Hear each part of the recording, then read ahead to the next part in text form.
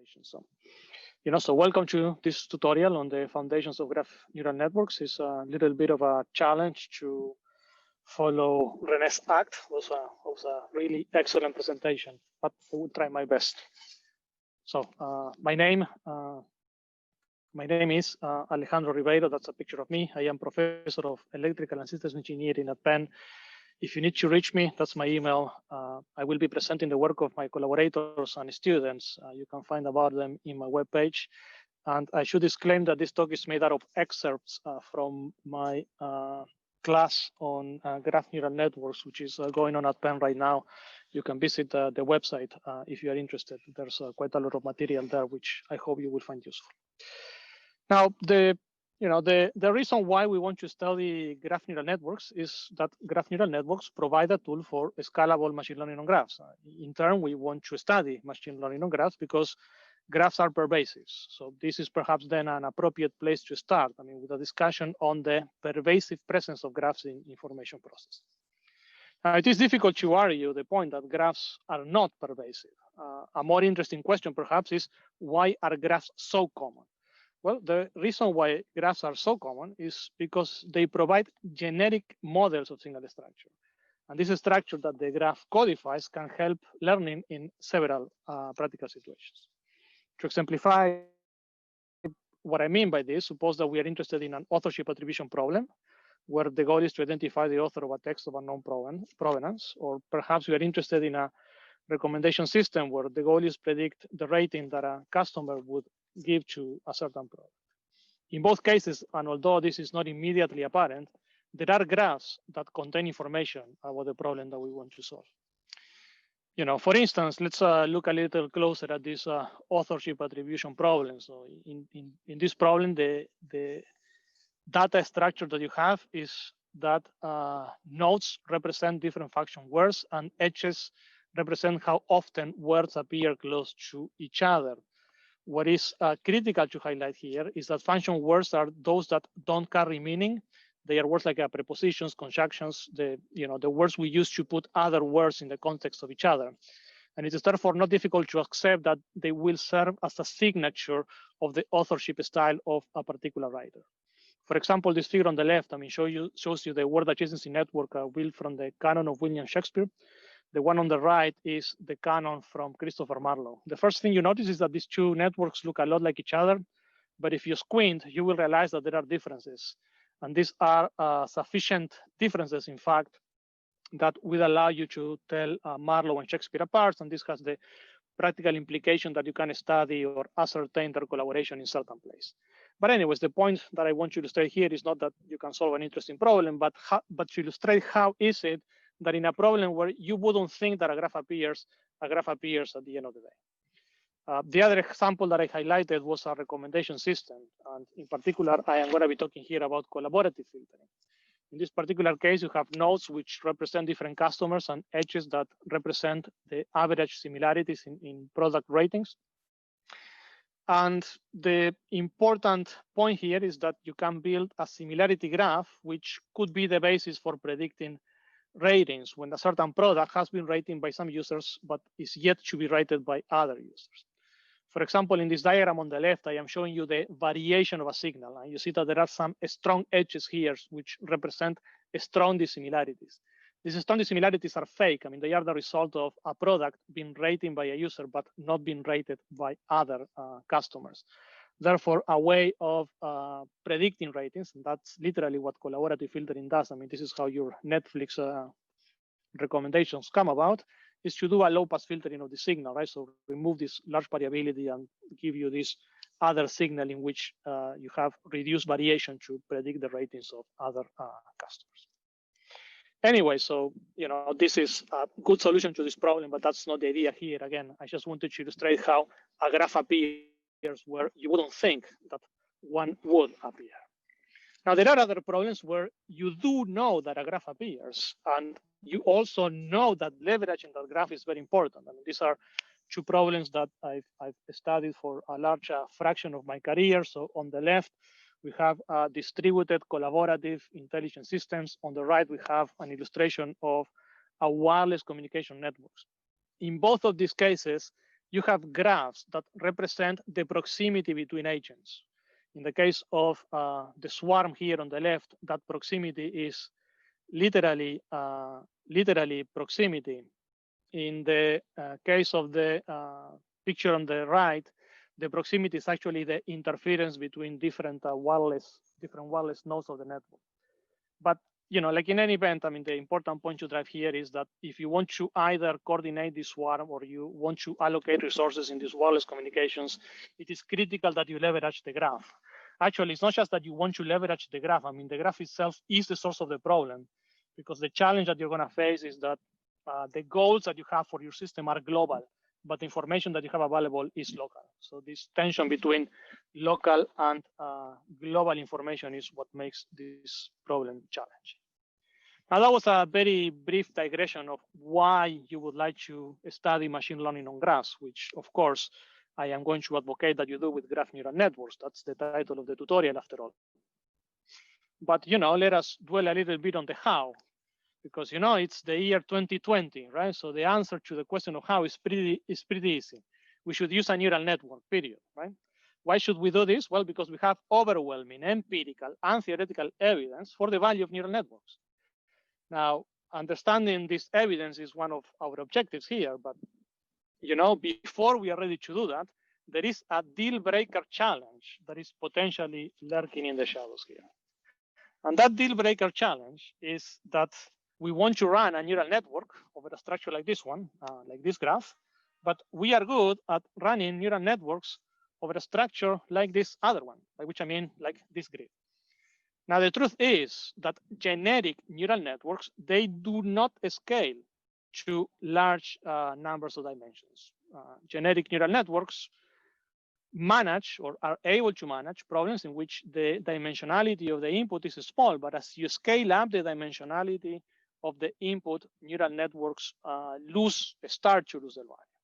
Now, what are the neural networks that we know scale? Well, convolutional neural networks do scale. We know that. I mean, we use them to process images with thousands of pixels at least. Now, that we know how to scale is good news, right? Alas, we can process images with convolutional neural networks, but we cannot process graphs or graph signals with convolutional neural networks.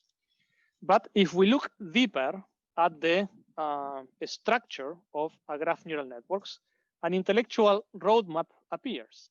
Now, that intellectual roadmap starts from this recognition. CNNs are made up of layers, each of which is the composition of a convolutional filter with pointwise nonlinearities. Now, in this definition, the notion of layer and the notion of pointwise nonlinearity is not specific to images. You can translate that directly to a graph pretty easily. It is the notion of a convolutional filter or a convolutional filter bank that we do not know how to generalize to graphs. But out of these observations is where we find our intellectual roadmap. Because if we generalize convolutions to graphs, we can easily create filter banks, which we can easily combine with pointwise nonlinearities, and which we can easily stack in layers to create a graph neural networks. Now, this yields the GNN architecture that we are going to use to process graphs and graph signals, which we hope will be as successful as and scalable as GNNs are in the processing of time signals. Now, that's our intellectual roadmap. I mean, let's start working on its execution. Now, in order for us to execute this intellectual roadmap towards scalable machine learning on graphs, we need to begin for the construction of generalizations of the convolution operator to signals that are supported on graphs. Now, we will build this generalization by observing that even though we do not often think of them as such, convolutions, the regular convolutions that all of you know, are operations on graphs. Now, in order to express convolutions as operators on graphs, begin by observing that we can always describe discrete time and space using graphs that support either time or space signals, okay? So, if you need proof of that, consider a time signal x, which components xi, and you can associate individual components with the individual nodes of a directed line graph. This directed line graph is a good description of the proximity and causality of time, and it is therefore also a good description of the underlying structure of the signal X. Now, likewise, here you have a graph that you can utilize to represent an image. So what I'm doing here is considering a signal X in which the components Xij are associated with individual points of this grid. The grid graph is a good description of the local structure of the plane, and it is therefore also a good description of the underlying structure of the signal X. Now that we can describe time and space with graph, I mean, that's like an almost trivial observation, but nevertheless, one that has interesting conclusions. Now, out of these many interesting conclusions, the one that is germane to our current discussion is that these graphs can be leveraged to write convolutions as polynomials on adjacency matrices. What do I mean by that? Well, let's begin with the case of the convolution in time, okay? In this case, I want to implement a convolutional filter with coefficients hk. Now, we know that the output of such a filter is a weighted linear combination of shifted versions of the input signal x. Right? So the first term of the convolution is the signal itself, scaled by coefficient h0. The second element is a shifted version of the signal x scaled by coefficient h1. The next element requires scaling by h2 and a shifting by 2. And the third element requires shifting by 3 and scaling by h3. But notice how this scaling is being implemented through multiplications with the adjacency matrix of this directed line graph. I mean, you do that however number of coefficients your filter has, and that's it. Now, pretty much the same holds true for images, right? So how do you compute a convolution in an image? Well, this is a little more difficult, but let me give you a particular case. I mean, we begin by, again, adding the signal without shifting, considering a one shift of the image. So you take an average of your neighbors, you scale that by h1. You take an average of your 2-hop neighbors, you scale that by h2, an average of your 3-hop neighbors, and so on. And you repeat that, however, the length of the filter is to obtain the image convolution. Now, that will give you a way of writing convolutions in time and space. It also gives you, for free, a way of writing convolutions on arbitrary graphs and arbitrary graph signals, okay? Because, and the reason why we want to do that, of course, is because time and space are pervasive and important, but they are still a very limited class of signals.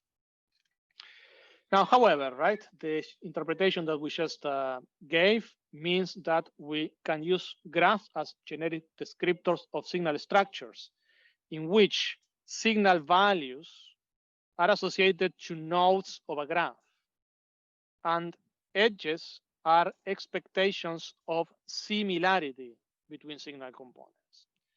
For instance, nodes can represent customers, signal values could represent product ratings, and edges cosine similarities between past scores. This would give us an appropriate description of the types of signals that appear in the recommendation systems that we introduced earlier.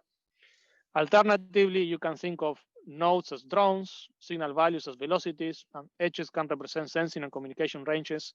This would be a good description of a decentralized autonomous systems. Or you could have nodes representing transceivers, signal values, quality of service requirements, and edges, wireless channel strength. This would allow you to describe a wireless network. But you know, we've already seen that convolutions in time and space are polynomials in this. Our concern here is how to design this convolutional processing of graph signals. Now, in doing so, we can start from our observation that at least in these two particular cases, which are the line graph and the grid graph, we know how to implement those convolutions. Now, if we are given a graph signal supported on a line graph, we know how to build a polynomial on the adjacency matrix, right, that would represent that convolution. If we are given a polynomial on this grid graph, we can represent we can write down a polynomial that represents this convolution as well. But you know, it is not only that these two polynomials are things that we know how to build. The very important observation, and I apologize that I tripped myself a little bit here, is that the polynomials are exactly the same, right? So there's no distinction between the polynomial we built for processing signals in times and the polynomial we built for processing images. We can therefore proceed by analogy, right? So why not? And declare that if we are given a signal that is supported on a certain graph, we define the graph convolutional filter to process such a signal as a polynomial on a matrix representation of the graph that supports the signal. Now, if you think that this idea requires illustration, consider a signal supported on the graph that we show on the left, right? And suppose that we want to run a convolutional filter with coefficients hk. Now, to compute the output of this convolutional filter, you begin by adding the signal x modulated by coefficient h0. To this, you add the signal x modulated by coefficient h1, but you shift that signal, except that the shift now is this abstract multiplication by a matrix representation of the graph. You then add a twice diffuse signal, a twice diffuse version of the signal x modulated by coefficient h2, a thrice diffuse version of the signal x scaled by coefficient h3, and so on. In the end, you will end up having the convolution expressed as a pre-multiplication of the signal x with a polynomial on a matrix representation of the graph. Now, if you want to do this for a different graph, well, what changes? Actually, nothing changes, or actually a lot, right? I mean, the graph changes, but other than that, you still build the same polynomial. No shifting, one shift, two shift, three shift, and so on. Each of the shifts is scaled by a different coefficient. But the bottom line here is that, yes, the meaning of the operations changes because the graph has changed, right? But the polynomial that you're executing hasn't changed at all. Now, the very important observation, of course, is that graph convolutions, they do share the locality of conventional convolutions. And as a matter of fact, this is as it should be because the regular convolution can be recovered as a particular case. Now, that's part one of our intellectual roadmap. I mean, part two is to use that to build convolutional filters. In order to, do that, we perhaps have to observe that CNNs and GNNs are minor variations of these linear convolutional filters. I mean, the only thing that we do is we compose filters with pointwise nonlinearities, and we compose these compositions into several layers. So once you have a convolution operation, building a convolutional neural network out of that is pretty straightforward. Now, before we define their convolutional versions, this is actually the structure that René was describing a couple of minutes ago. So this is how a neural network looks like, right? So you have a cascade of layers, 3 in the picture, each of which is the composition of a linear map with a pointwise nonlinearity. Now, this structure here is what it is. It does have the problem that it does not scale to large dimensional signals x. Now, if you want a structure that scales to signals with large number of inputs, you can go the route of a convolutional neural network, in which you have a cascade of layers, same as before, 3 of them, each of which, however, now is the composition of a convolution with a pointwise nonlinearity. So you go to the structure that you had before, and you replace those arbitrary linear operations by convolutions. Now, this one, different from the previous one, does scale well, right? So this is actually the deep learning workhorse. I mean, whenever you hear about deep learning, this is the architecture you're hearing about. Now, the observation that is very germane, very important to my talk, is that CNNs are minor variations of convolutional filters, right? So I have added a nonlinearity and a composition, okay? And if the convolutional neural network scales, that's no mystery. I mean, that's because the convolution scales. And we have a century of evidence for the scalability of convolution operations. Now, you know, what happens when we think of time signals as signals that are supported on a line graph? Well, we know that those convolutions that I had written before using these asterisks, I can rewrite them as polynomials on the adjacency matrix of the line graph. That's not a different architecture. That's just a different way of writing the convolutions, okay? So this is one way of writing convolutions. This is another way of writing convolutions, but it's the exact same operation. Now, however, right, a way of writing the convolutions that lends itself to generalization. And this is what brings us to the introduction of the graph neural network. Because to construct a graph neural network, this is the change which I implement, which is a non-change, right? I just keep the same architecture. What happens now is that I am allowing the graph S that I denote here in red to be something that can change from instantiation to instantiation. So the polynomial here is not a polynomial on a line graph, but a polynomial on a generic arbitrary graph. Okay, this is then how a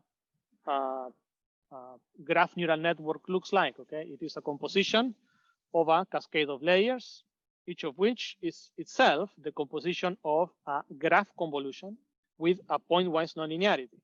The graph convolution is a polynomial on a matrix representation of a certain given graph, and we can therefore think of the GNN as a fully connected neural network in which the maps are restricted to convolutions, or we can think of the graph neural network as a generalization of the convolutional neural network, because the GNN can be recovered from the GNN if we particularize the graph to a line graph. And in that sense, you can think of the GNN as living somewhere in between the CNN and the fully connected neural network, right? So the CNN is a particular case of the GNN, which is itself a particular case of the fully connected neural network. So the idea is that as you move from the fully connected neural networks to the GNN to the CNN, you are trying to trade off scalability for generality, right? So as when you move from fully connected to graphs, well, now that you can only use when you have a graph. When you move from a graph to a CNN, you can only use that when you have time or images. Now, the matter of whether the GNN is as useful as the CNN in terms of scalability, that is not completely settled, okay? But there is growing evidence that these architectures, they do scale. I mean, in the 4 examples that I showed you earlier, we are using graph neural networks in their solution. But empirical evidence aside, something that is very important to remark, right, is that GNNs are promising because GNNs are minor variations of graph filters, in the same sense that CNNs are minor variations of convolutional filters. You just add nonlinearities and compositions. And both of them are scalable. You expect them to be scalable at least because they leverage the signal structure that is codified by the graph. So that concludes the first section of the talk. Alejandro, one quick question. Yes. There are many architectures that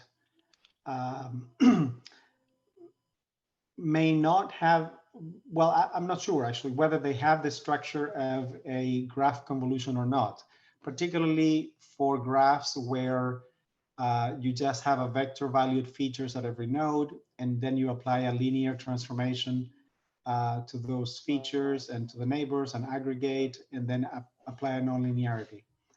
Are there any differences for those kind of architectures relative to the ones that you mentioned that sort of emerge from featuring? So that's right. Yeah. So you're asking a very good question. So what you're referring to is what are called like the multiple feature graph neural networks. So these multiple feature graph neural networks, they can be written as a convolutional graph filter bank. I don't have slides to explain that because they can get messy. But you can think of of this vector feature has n features. You want to process that to produce m features at the output. So you can do that by processing each of the inputs with filter banks that will give you each of these 2 outputs. So from a conceptual point of view, these GNNs with multiple features are the same as these single feature GNNs that I am describing. Was that a sufficiently clear answer, Rene? Yes. Okay, good, thank you. The question that you ask is very good because there are like 5 or 6 different, actually, let me take it back. There are 3 different ways in which I have seen graph neural networks defined. There's a definition that is spectral. There is a definition that is polynomial, which is the one that I have just given. And there is another definition that is based on computing this, or describing actually these local aggregation operations. These 3 definitions, Rene, it's not difficult to see that they are equivalent. But there is a little bit of confusion in the literature of people claiming that they are different. Now, the reason why people claim that they are different is because they can lead to different training results because the optimization procedure could be different. But from an architectural perspective, they are not different.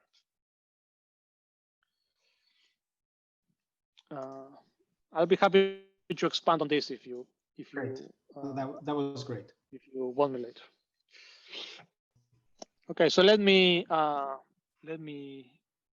move on to the next part of the talk. So like in this part of the talk, I am going to be a little boring. There's some notation that I need to introduce so that I can talk about permutation and stability properties in part 2. So let me therefore try to move through this as painlessly as possible. So the first thing that I need to introduce are the formal notions of a graph shift operator and a graph signal. So the graph shift operator is a stand-in for any of the matrix representations of the graph. It could be the adjacency, the Laplacian, normalized adjacency, normalized Laplacian. If the graph is symmetric, the operator is symmetric. And for the most part, I am going to be talking about graphs that are symmetric. And the reason why I am defining this shift operator is pretty meaningless, by the way, is because the choice, the specific choice of shift operator matters in practice, but from the perspective of analyzing the graph neural network, which is what I'm going to be doing in the second part of the talk, is not necessary to look at this distinction. The other entity that I need to define is the graph signal, right? The graph signal is the entity that, or the object that we process with a graph filter, and the definition of a graph signal is a vector. Nothing special about that, except that each vector is associated, each component of the vector xi is associated with a node of the graph. Now, the graph signal is just a vector, but the graph shift underlying the signal is an integral component of the signal. Therefore, when we want to emphasize that, we are going to write the signal as a pair made up of the shift operator and the vector x itself. Now, the fundamental operation that we perform on a graph signal is multiplication by the shift operator. And that multiplication by a shift operator is a meaningful operation because this graph S here is an expectation of proximity or similarity between components of the signal X. If you have a strong weight, you're expecting the signal components to be similar. If they are similar, that gives you meaningful information. If they are very different, it also gives you meaningful information. Now, what is this multiplication with a shift operator? Well, multiplication of a shift operator is actually a diffusion, right? So more formally, you can diffuse this, you can define the diffuse signal ys times x, in which the components are a local aggregations of the values of your neighbors. Right? Because of the sparsity pattern of x, the ith component of the diffuse signal, which we denote by yi, is affected only by the components that we denote by xj for j in the neighborhood of I. Okay, so these are the values of the input signals that are supported in adjacent nodes that belong to the neighborhood, of I. Right. So in a normal matrix multiplication, you would have a summation over all indexes, but in this particular case, you have a summation only over the neighbors of I. Now, what happens in this diffusion operation is that stronger weights, they contribute more to the diffusion output. Right? So the value of the diffusion output is most affected by those nearby or adjacent nodes that to which you have strong connections. Now, the other important observation to make of this diffusion operation is that it is a local operation where components are mixed with components of neighboring nodes. And this is important in distributed systems because that's what allows you to implement this operation without access to central coordination. Now, the diffusion operation allows you to compose or to construct, what is called the diffusion sequence, which we define recursively through computations or through calculations of subsequent diffusions. Okay. Now, to be more clear, the zeroth entry of the diffusion sequence is the graph signal itself. Element 1 of the diffusion sequence is the once diffused signal S times X.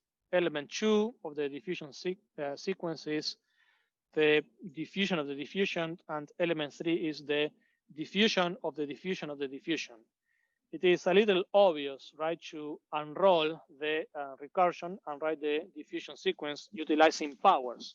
And so instead of writing the diffusion sequence as diffusions of diffusions, I could write it as S to the power of 0, S to the power of 1, S to the power of 2, or S to the power of 3. Now, there are some observations here that are perhaps important to understand intuitively what these operations do and why they have meaning. So the first one is that the kth element of the diffusion sequence diffuses information to k-hop neighbors, and this is a way of saying that subsequent elements of the diffusion sequence embed the locality versus globality trade-off. As you keep going farther away in the diffusion sequence, you're aggregating information that is global to the network. Now, this is a trade-off that is characteristic of convolutions. Right? So convolutions are a way of trading off locality for globality.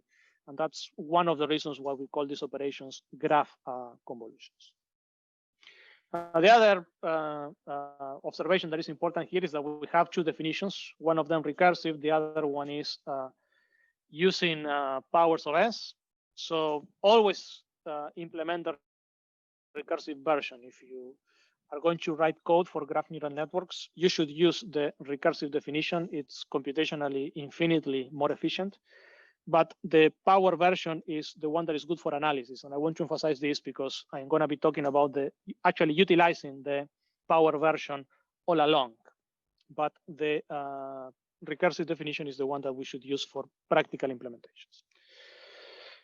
Now, given the diffusion sequence, I can define a graph convolutional filter formally, and my formal definition of a graph convolutional filter is as a polynomial, or more formally, a series on S, where S is the shift operator. I am going to distinguish the filter from the result of applying the filter H of S to the signal X, which is simply the multiplication of H of S with X. Okay, so I'm going to say that H star S is the graph convolution of the filter H with the signal X. Now, graph convolutions, they aggregate information growing from local to global neighborhoods. And this is, of course, because that's a property that the diffusion sequence has. So this is a figure I already showed you, so I'm going to move through it quickly. So consider a signal X that is supported in a graph with shift operator S, and we want to implement this filter H, right? So we want to implement this convolution. To implement this convolution, we begin with local information, to which we add one hop information, to which we add two hop information, three hop information, and we keep going until whatever the order of the filter is. Now, something that is quite interesting, and that's one of the good properties that graph filters have and graph convolutional neural networks have, is that you can transfer the result from graph to graph. So the filter here is this certain H. And once you have a certain H, you can execute it in multiple graphs. We say that we can transfer the filter. you know, this is the graph filter on this graph, and you can run this filter on a different graph. Right? So what which change is the meaning of the diffusions, but observe how the coefficients are the same. When I'm computing the powers of S are different, but the filter coefficients that I use are the same. And that tells you, by the way, right, that the output of graph convolutional filters depends on two things: the filter coefficient H and the graph shift operator S. It also depends on the signal X, of course, but this dependency on the shift operator S is important to remember because we are going to study what happens when you change the S in a graph convolutional filter. Okay, now finally, right, since I bothered to introduce the diffusion sequence, let me tell you that the graph filter indeed is a diffusion operator, right? So I am going to illustrate that with a convolution, with a very classical structure, which is a shift register, which is the way in which we teach graph convolutions to undergraduate students. So let me remind you of those days. So you begin with the signal S to the power of 0 times X. So that's just the input signal that you're given to your graph convolution. You scale that by coefficient H0 and you sum that up. Right? So you then shift the signal, you produce a shifted version of the signal, you scale that by H1, you sum up. Right? So the three keywords here are shift, scale, and sum. So you shift your signal, you scale it, and you sum it. You shift your signal, you scale it, and you sum it. So that's how you produce the output of the convolution. So this is to illustrate that the graph convolution is a natural extension of the regular convolution. Now, none of these facts are very interesting. So the fact that is interesting in this second half of the first part of the talk is the introduction of the graph frequency response of graph filters. And the reason why this is interesting is because graph filters admit a pointwise representation when they are projected into the shift operator's eigenspace. That's another fundamental property they share with graph convolutional filters. Now, let me therefore begin with some preliminary definitions here. I am first of all going to restrict attention to symmetric graph shift operators, the real, so S equals S transpose, but let's say that S equals S Hermitian because that's the more familiar notation. Now, given this graph shift operator, we can introduce the eigenvectors Vi and the eigenvalues lambda I.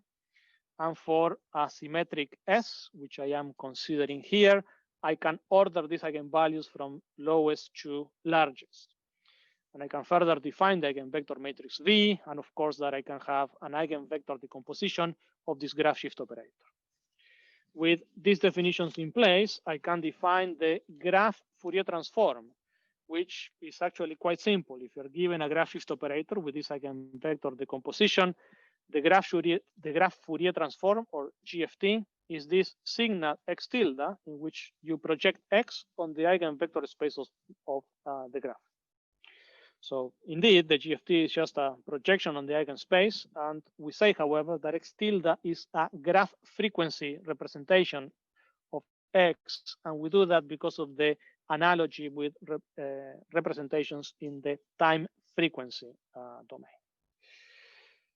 Now, when you are given the definition of the graph Fourier transform, you can compute, you can define the graph frequency representation of a graph filter.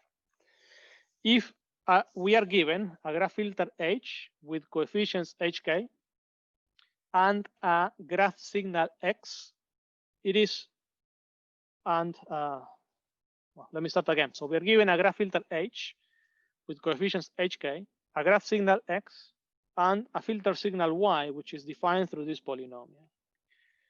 If we look at this graph filter in the graph frequency domain, by which I mean we look at the Fourier transform of the input and the Fourier transform of the output, it is ready to see that in the GFT domain, we are going to have this representation where this lambda matrix, I remind you, is the matrix of eigenvalues of the graph.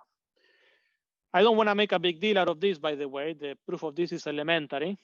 You just replace S, X, and Y by their GFT representations. But what is interesting here to emphasize is that this polynomial and this polynomial are the same, except that they are on different variables. This polynomial is on an S variable, and this other polynomial is on a lambda variable.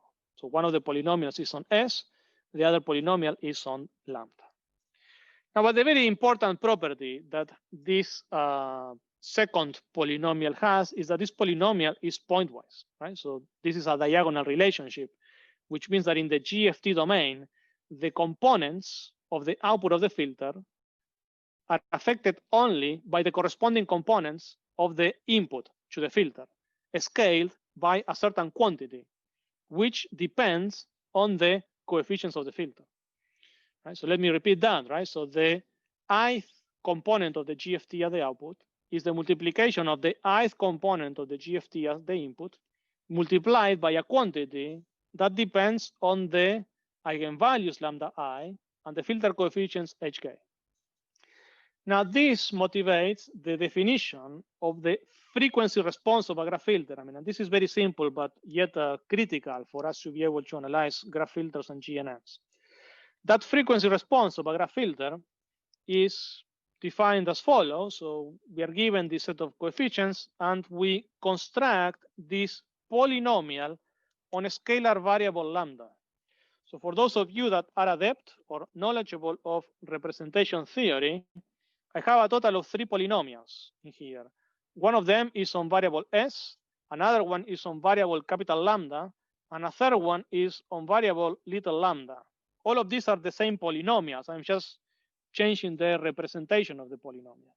In this case, the representation is a scalar. In the case of lambda, the representation is an eigenvalue matrix. In the case of S, the representation is an arbitrary matrix S. But all of these are the same polynomials. Now, what is interesting about this representation of the graph is something that I'm going to tell you in a minute. Before then, let me just isolate this definition here, or actually let me remark some things about this definition, okay? The first one is that the frequency response is the same polynomial that defines the graph filter, except that it is on a scalar variable lambda. I have emphasized that already. But something that I have not emphasized is that if you look at the definition of the frequency response of the graph filter, it is independent of the graph. It depends on the filter coefficients, but the graph has disappeared from this definition, okay? Now, what is the role of the graph? Well, the role of the graph is to determine the eigenvalues on which the response is instantiated. So suppose that you are given a certain graph, and that graph is going to have a certain frequency, graph frequency representation. That's just a polynomial on a certain scalar variable lambda. It is completely determined by the filter coefficients. The graph has nothing to do with it. Now, what is the role of the graph? Well, if we are given a certain graph, the graph is going to instantiate some specific eigenvalues. If we are given a different graph, we are going to instantiate a different set of specific eigenvalues. Now, the eigenvectors, they do not appear in the frequency response. I mean, they do have an effect, which is that they determine the meaning of frequencies. But what I want to, the point that I want to drive here is that the value of the frequency response, or the shape of the frequency response, is giving you a hint of what happens when you transfer from one graph to another. What happens when you transfer from one graph to another is that you are instantiating the same frequency response in a different set of eigenvalues. Now that's almost, actually not almost, that's the end of what I wanted to say in this first part of the talk. If there are any questions, I will be happy to try and answer them. There was a question earlier in the chat when you were speaking about diffusions, and the commenter is notions of diffusions and graph reminds me of Pearl's belief propagation algorithm, which is used in iterative decoding. I maybe wanted to augment that with the fact that some people call these graph neural networks belief propagation networks. Can you comment on the connections with belief propagation and whether you think the name is adequate? Sure. Yeah. Okay. So what the diffusion operation and the belief propagation have in common is that both of them are propagating information through a graph. The way in which belief propagation propagates information is quite different, right? Because belief propagation is trying to compute a posterior, and here we're just computing an average of the information of your neighbors. So I am not a big advocate of calling this a belief propagation network because it makes it sound much more complicated than it actually is. I stopped sharing my screen and I don't want to go back and forth with the technology, but like in belief propagation, you are computing posterior. That's much more complicated than what we do in this diffusion sequence, which is we get the signal X and we multiply it with an adjacency matrix. Yes, I completely agree, and I was always surprised by the use of the name. But is there any additional connection, like in belief propagation, the convergence of the recursion depends upon the graph structure? I guess it's because it's applied infinitely many times till convergence. Here, you're always thinking about finitely many layers. Okay, so that's another question that is very interesting, right? So when you look at that at the diffusion sequence, you are computing s squared, s to the power of 3, s to the power of 4, and so on, right? So depending on what your largest eigenvalue is, as k goes to infinity, well, actually not depending, I mean, like as k goes to infinity, right? I mean, this is going to be dominated by your largest eigenvalue, right?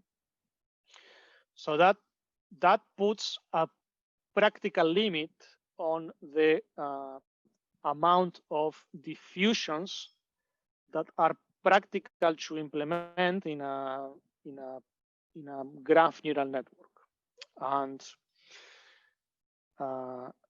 that's just what it is, right? So the fact that you are relying on this multiplication with the adjacency matrix or multiplication with a Laplacian matrix means that for very large order k, all that you're computing is a global average of the information in the network, or something of that nature. So the convergence here again is even simpler than in the case of belief propagation. Remember, you're just taking powers of a matrix.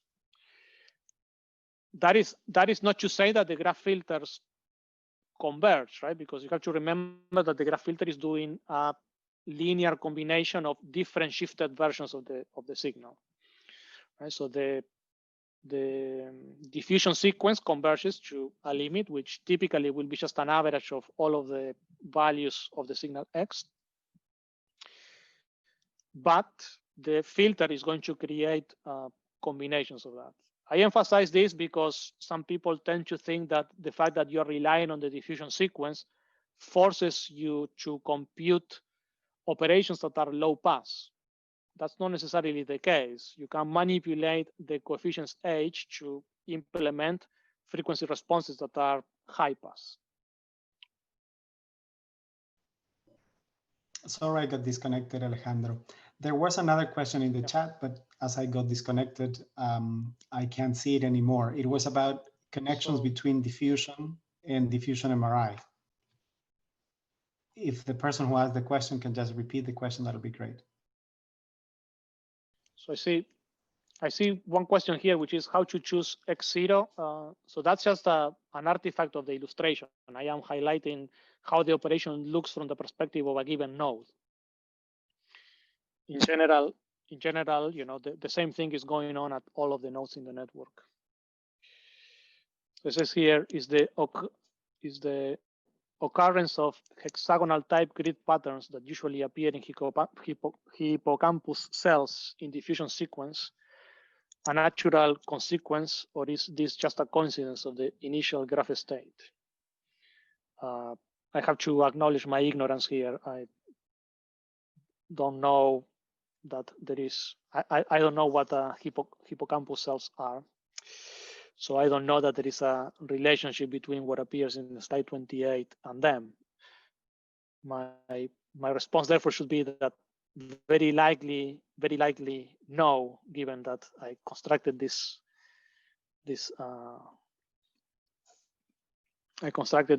figures. So the figures that you are referring to, which I believe are slide 27, not slide 28. This is just an example of a geometric graph. So this is a random graph model where you drop nodes on the plane and you connect them depending on how far apart they are to each other. That's a typical model for distributed systems.